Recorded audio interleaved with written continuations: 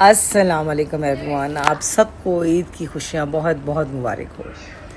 ईद उल अज़हा हमारे लिए बहुत बड़ा सबक लेके आती है, इसार, कुर्बानी और बहुत कुछ। ऐसी ईद पे तो अपनी तमाम जो है रंजिशें, नाराज़गियाँ, एक दूसरे से बदगुमानियाँ वो तमाम दूर कर देनी चाहिए, क्योंकि ये हमें जो ईद है वो बहुत बड़ा लेसन देती है।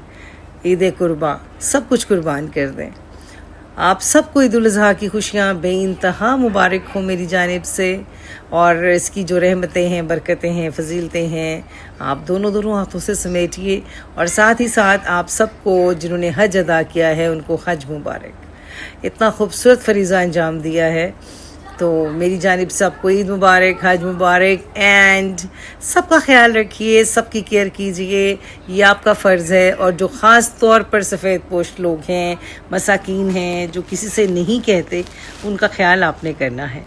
तो केयर कीजिए, ख्याल कीजिए और अपनी ईद में उन सबको शामिल कीजिए जो इसके मुस्तहिकीन हैं।